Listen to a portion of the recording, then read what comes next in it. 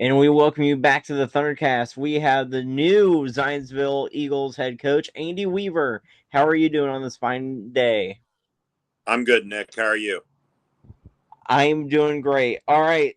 The first, all right, let's jump right into it. The first question I have during your time at Plainfield, what part of it made it special? Uh, Most definitely, what made it special was the players and the coaches that I got to coach with. The players in particular. I mean, that's why you get into high school coaching. It's education based. We're all competitive. We all want to win, but just the relationships that you end up with, um, are just so meaningful. Not only for that moment, but hopefully for a lifetime. There's so many past players that you keep in touch with, um, and that's the most meaningful. Is just all the relationships with those players. Yeah. Uh, so the next question is: before making the jump to Zionsville, what led you to step down from Plainfield? Well, I've been at it for a long time, 32 years as a head coach and 37 total in education. And the first five, I was an assistant coach, at the freshman level and at the JV level. And then those 32 varsity seasons, well, those 37 total seasons, um, I had, I'd done the same thing. I taught math and coached basketball. And that's what I went to college to do. And, got my degree in math and really enjoyed teaching math. But after all the tread on the tires per se, just felt like it was time to kind of step back and take a little bit of load off my plate, and so Mm-hmm. that's what prompted that decision. We had seven seniors last season for Plainfield, um, and so we had a key returning piece, a core junior all star in Harper Baker Lands, who's an outstanding player, but also an outstanding person coming back. And obviously, would love to coach him again.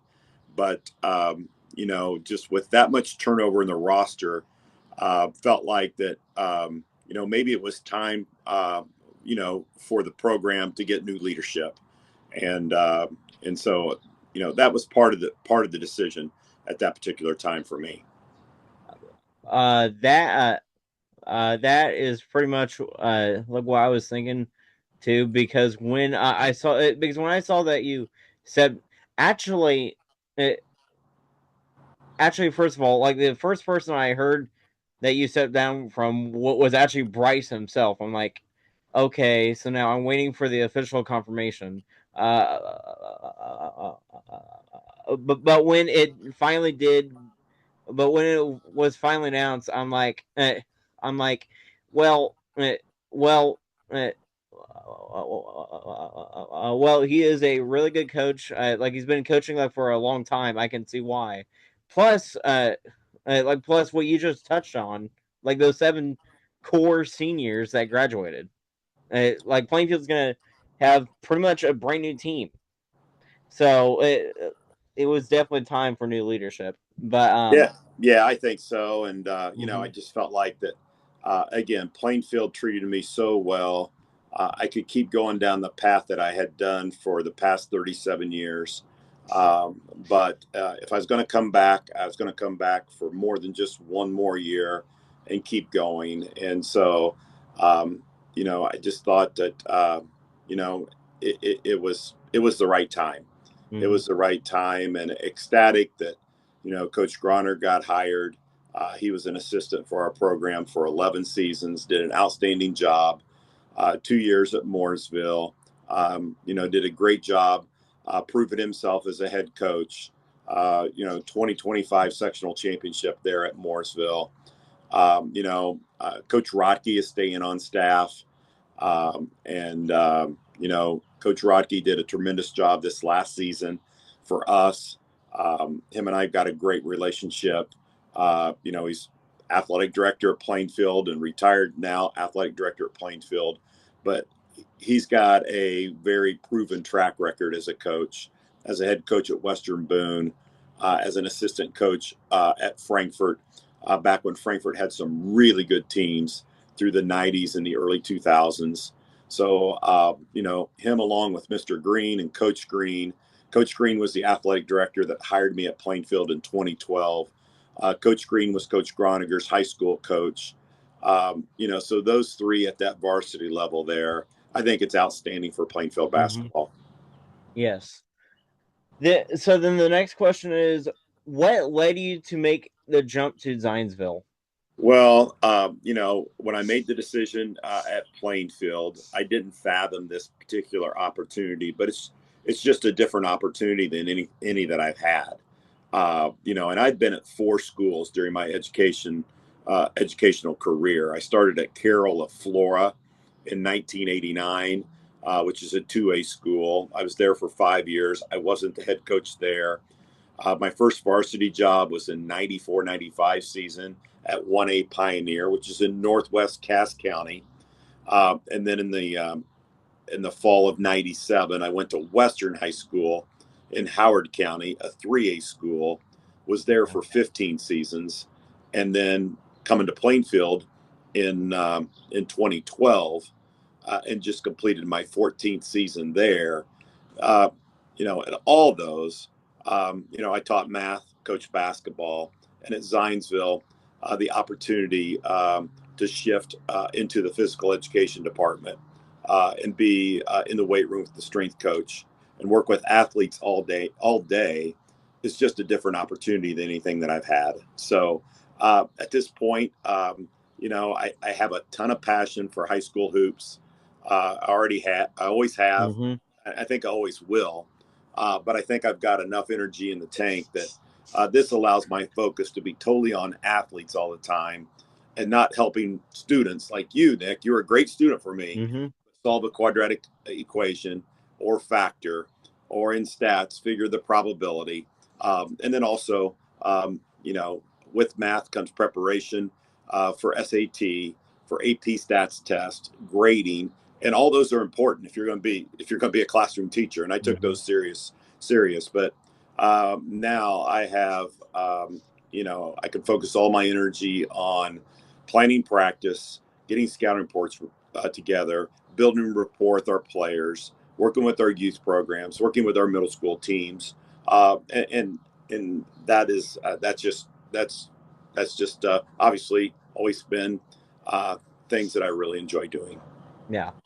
So then the next question after that is, so other than Plainfield, are there any other plans to schedule any of the like any of the other mid-state squads? Well, athletic director at Zionsville, Mr. Larsh, in charge of boys basketball. Him and I have been talking about the schedule. I don't know if it's going to happen this next year, but there's definitely some mid-state teams that I have, high respect for and high respect for their coaches. There's some great coaches in the mid-state. And so I've got close relationship with a couple in particular. Would love to play those teams just because I really like playing Mm-hmm. teams where I really respect the other head coach. And so hopefully down the road, but I think Plainfield might be the only mid-state team this coming season. All right. Yeah. Yeah. Yeah. And so the other part of that too, so the other part of that too is that since this is another year like of them playing, and since Plainfield already played at Zionsville last year, like you get to make your return to Plainfield High School this year. Well, the game will be about the players. Yeah, Yeah, it's going to feel awkward to be not in that Plainfield locker room in the coach's office in that yeah, area and in the gym. It will feel different being on that opposite side of mm-hmm, the scores bench for sure. yeah, Uh, but the players will decide the game. They're going to be well prepared. mm-hmm, I'm going to know a thing or two about their players, obviously coaching them in our program. And it'll be a competitive night, but a lot of respect and a lot of friendship on that other side there for that particular night. yeah. So then the next question is, how difficult will the jump from coaching in the mid-state be to the HCC? Well, we've played a lot of the HCC teams at Mm-hmm. Plainfield. Through our time. Um, and so I'm familiar with a lot of the coaches in the HCC and a lot of the teams. And obviously, we would schedule more HCC teams when we felt like we were really pretty good and wanted to make a deep tournament run. So, this past season, we played Noblesville, we played obviously Avon, we played Brownsburg, we played Zionsville, we scrimmaged Franklin Central. So we did not play Westfield, Hamilton Southeastern, or Fishers this past year. But in the 2021 season, we played Westfield that season. We played Hamilton Southeastern that season.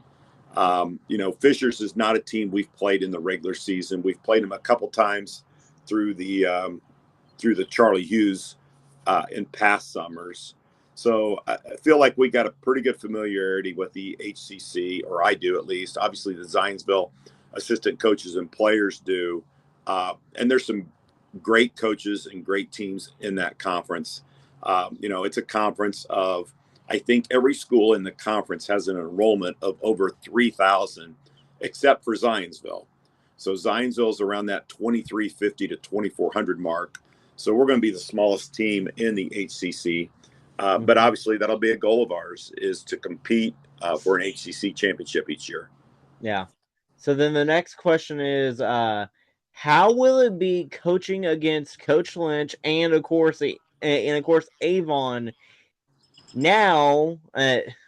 Now, like I say now, because you guys are now conference rivals, pretty much. Yeah, well, obviously, we've had a lot of games at Plainfield against both Avon and Brownsburg, Mm-hmm. and those have been, in three areas. It could be a regular season game, like our traditional Plainfield opening night before of the season, the night before Thanksgiving against Avon. It could be in the county tournament, which we played Avon and Brownsburg both last year in the county tournament, or it can be sectional play. So we've obviously played both those teams in many sectionals through the years. Brownsburg in particular, we played in the 25 sectional, the 24 sectional, the 23 sectional. We played them in the 21 sectional, the 20 sectional, the 19 sectional. It seemed like almost every year we were Mm-hmm. knocking heads with Brownsburg in the sectional. And we've had some contests against Avon in the sectional as well. So um, Mm-hmm. those are the two HCC teams that I'm obviously the most familiar with. And now they just turn into conference opponents instead of Mm-hmm. sectional or county tournament opponents. Yeah. So then the next one is, how has preseason been? We've had a great month of June. It's not done yet. A big event this weekend went to Charlie Hughes, and we play some really good competition in that. So we're going to find out more about ourselves. But the month of June, I felt like at Zionsville, I stepped into a good situation. We're retaining a lot of assistant coaches. They're dedicated, they're hardworking, they're knowledgeable. They built good player relationships with the players that are coming back. The player culture is really strong. I'm very impressed with our senior leadership. And so we've had a good month. We've been, working out, trying to install some things that we want to do. And we went to Purdue the first Friday of June. Summer records don't mean a thing, but we went 2-1 that day. The next week, varsity did not play. And then this past weekend, we went to UIndy, and I felt like we made some strides from the Purdue shootout to the UIndy shootout. So, again, good competition at UIndy. And then, this weekend at the Charlie Hughes, we're going to play the best competition we've played this summer. So, Mm-hmm. that's what you want in the summertime. You don't want fool's gold. You want to see exactly some things that you do well and some things that you can put on a list and say, okay, this is what we got to work on to get better for the regular season, because that's when it really matters. But the Charlie Hughes is a big event. It's a chance for the college coaches to get out and see players and obviously we've had some very high profile players at Plainfield, uh, you know, especially of recent years and back in the 19, 20, and 21 type teams. But this past year we had several players that were being looked at Charlie Hughes, and I feel like we have some Zionsville players that definitely should draw some interest from some college coaches this weekend. Yeah. So now for sectionals, you you go from sectional 11 like from another like from one gauntlet to another. Now you're in sectional 8. How what will be the most like difficult like to get through that sectional? Well, the thing about sectional 8, when we made the flip to sectional 11, or when they changed it a couple of years ago, and we've been tagged with Brownsburg and Avon for well over a decade now in boys basketball sectional. But when, they went to Ben Davis and they went to Pike, if you're a competitor, uh, those types of athletes and that type of atmosphere, it's exciting for a competitor. So, the atmosphere that we had at Plainfield this past year, it was a game we'd love to have back, especially that Mm-hmm. second half. But the Pike at Plainfield sectional atmosphere last year um, is something those players are going to remember the rest of their lives. And that's what high school basketball and the excitement is all about. And Mm-hmm. in sectional 8, um, I've always been involved in our sectional, so I can only see what I see online or on stream in those situations. But that thing is, the atmosphere and how it's attended and is second to none, and that just means there's some outstanding teams in there to get that type of attention. So that's what sectional 8 brings.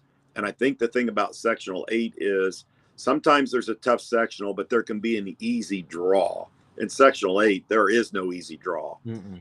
The 6 teams that are in sectional 8, if you draw one of them on a Tuesday night, I don't care if it's Carmel, Fishers, HSE, Noblesville, or Westfield. For us, it's just focus on that one game and see if you can advance to Friday. If you happen to draw, a Friday bye, you're going to play someone who comes out a Tuesday night, um, with a win, and that means they're a really good team. So again, it's just a tough avenue to try to get to Saturday night.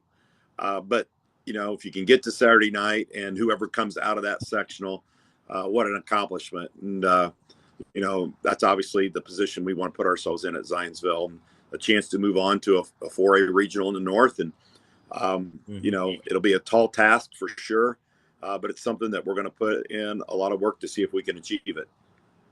Yeah. Uh, yeah. So then the next question is, what is your favorite part of coaching?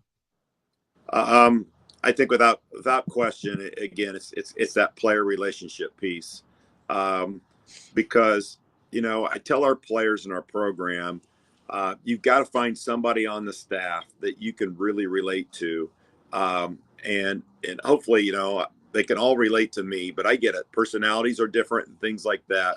But just getting to know the players, as far as both on the court with their game, what their strengths are, what are some things that they've got to work on, trying to push them, trying to get them, trying to get them better, put the work in. That's exciting, but also getting to know the player off the court, because when you do eventually get done playing this game, whether it's high school or at the collegiate level, or if you play beyond the collegiate level, at some point the ball stops bouncing. And how hard of a worker are you? What type of teammate are you? What's your attitude? What's your work ethic? What's your dependability? How responsible are you? Those all come to play when you're on a team and part of a basketball team. Are you accepting of your role? Because basketball with 5 players playing at one time, you got to have, you want all your players to do certain things, non-negotiables, play hard, play together, play smart, dive on the floor. you want all your players to do that. But let's face it, some players are going to be better rebounders than others. Some players are going to be able to put the ball in the basket better than other players can. Some players are just better passers. And some players, you want all your players, to give great effort, to buy into the defensive game plan, but some players are better defensive players. So, whatever your role is, a lot of times then that translates to a job someday, or when you look at your family and things that have to be done in order for you to be successful. And your whole attitude and your approach and being positive is so important. So, I think without question, that's the thing I look forward to the most is just trying to pour into young men, in those teenage years. I just think can have great influence on their life. Yeah. So then the next, yeah. So then the next one is, have you ever traveled around the state, not as a coach that's scouting, but as a fan, like of high school hoops? That's whenever my time is done coaching, which uh, I've delayed that obviously a few years, but hopefully I can live on this earth for you know uh, a couple 3 decades more.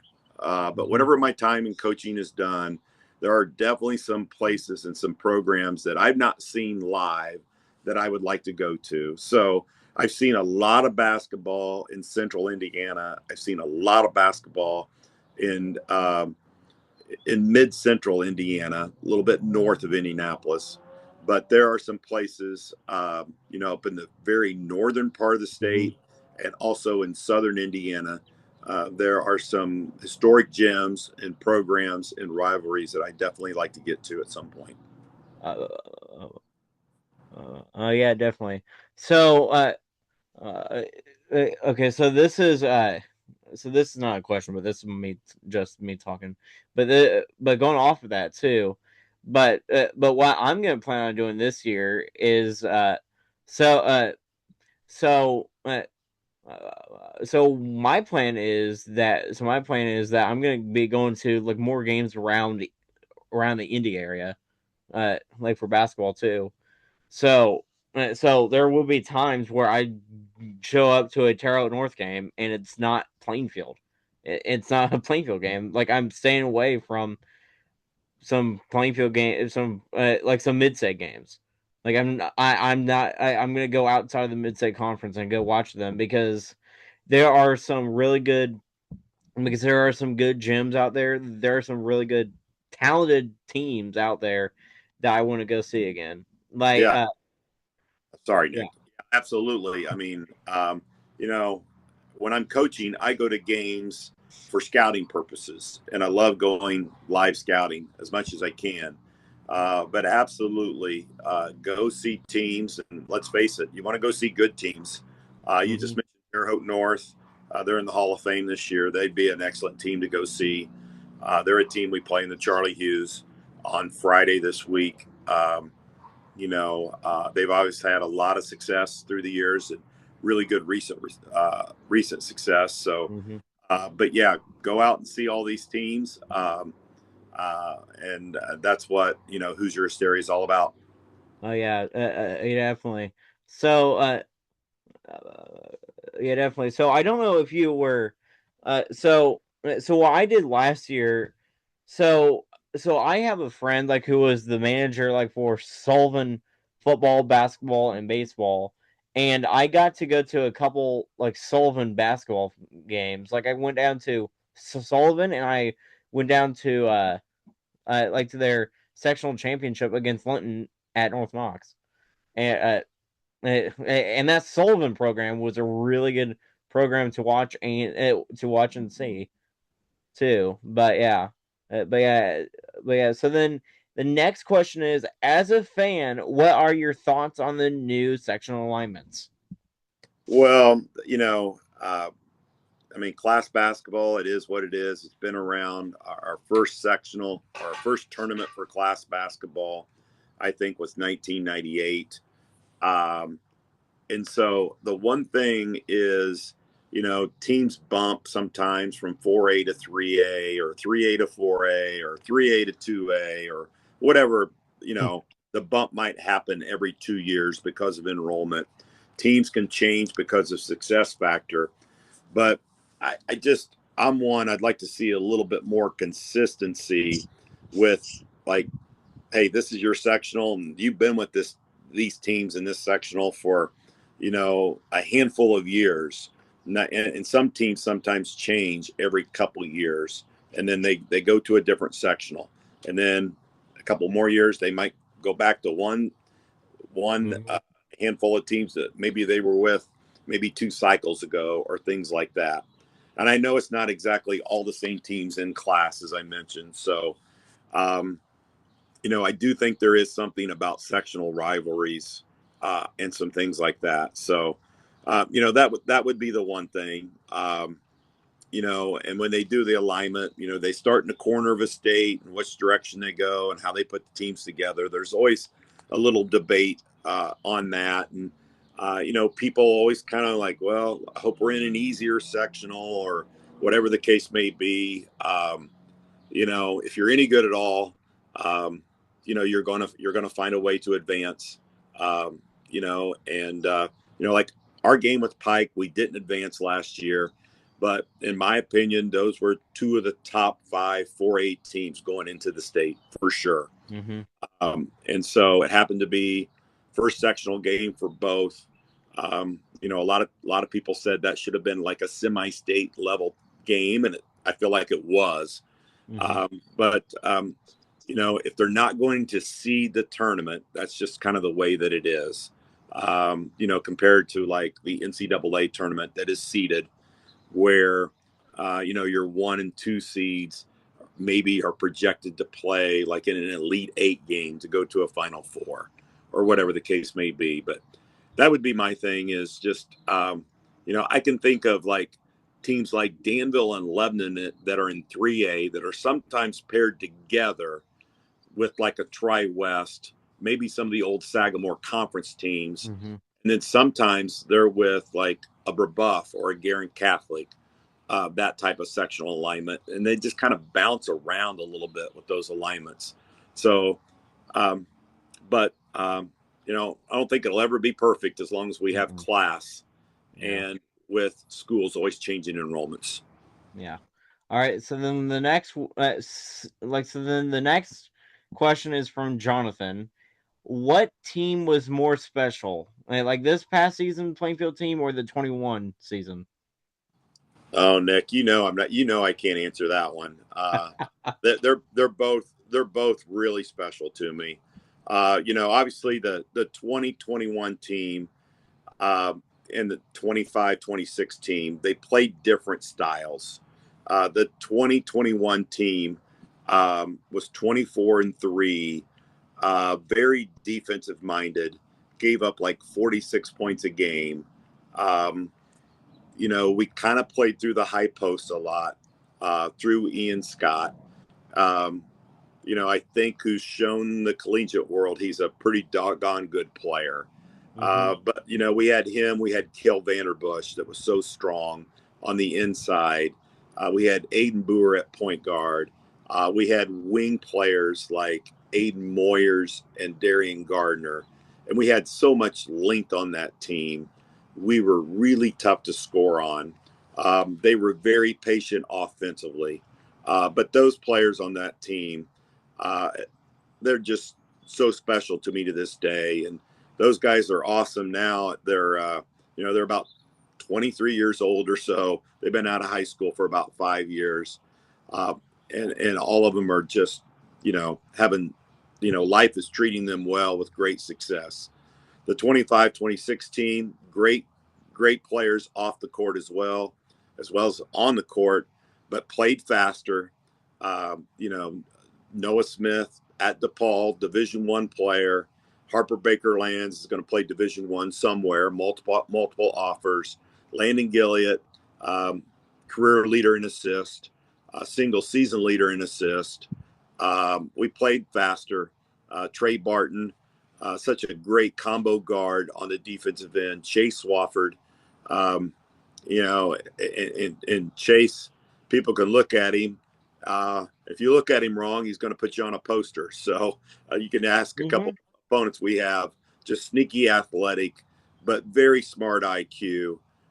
Isaac Stead, um, again, very athletic kid.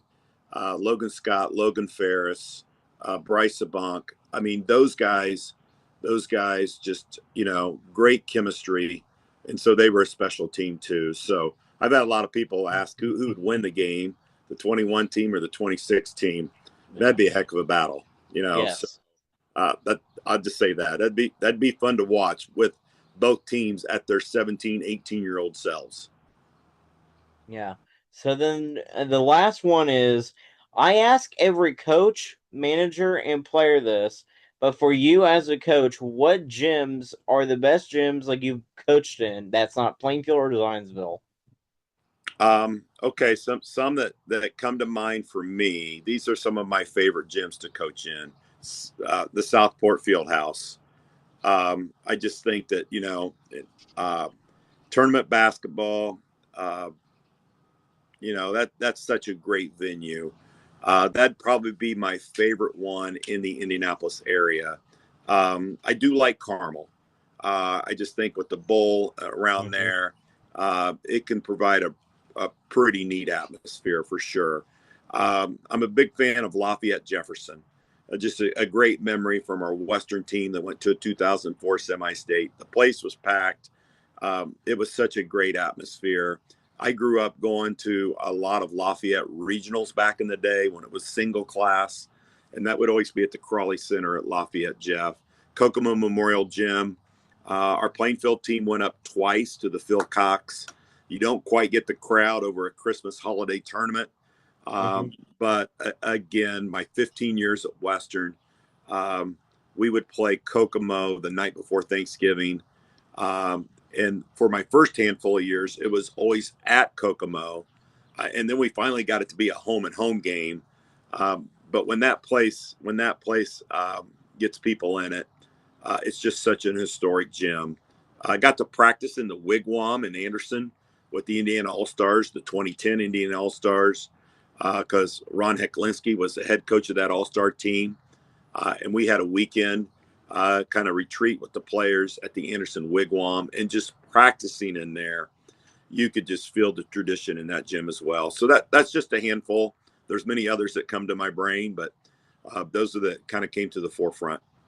Yeah. Now, now for me, as a manager standpoint, like from when I was a part of those teams, for me, number one is definitely between Southport, Kokomo, and Mooresville.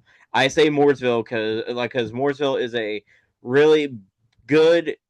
Uh, so I'm talking non-bias here.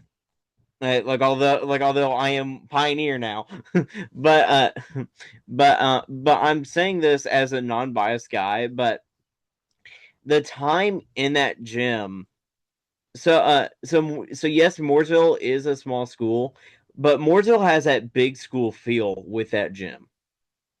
And then uh like then like then like then Southport, there's nothing bad we can say about that gym. Like Southport definitely has the best gym in Marion County. Definitely has the best gym in Indianapolis, most definitely. And of course Kokomo. And of course Kokomo.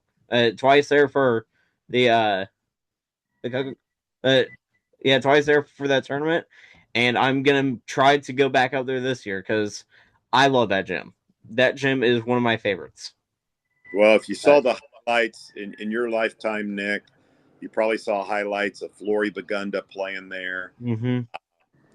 They were always on, local news, sportscasts, and stuff like that. They would pack the place when he played there. But again, going back to times I grew up in the late '70s and the '80s, and then in the '90s with Coach Mobby, Kokomo single class would host that sectional. The Howard County teams would go in.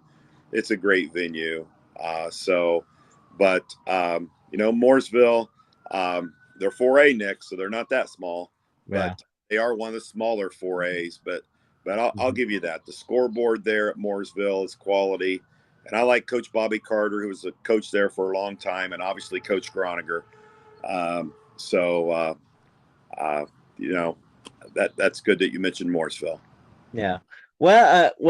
Thanks for joining today, Coach. And that will do it for today and this week's episodes of the Thundercast. And once again, thank you for joining, and good luck the rest of the season. Hey, thanks, Nick. And I just want to tell people out there, Nick managed for our basketball program at Plainfield. I got to have Nick in Algebra 2 class. He's passionate, obviously, in the sports world. Uh, and Nick does his homework. So I'm very proud of you, Nick. Keep up the good work. Thank you very much. Thank you very much for that, and we will, guys, and guys, we will see you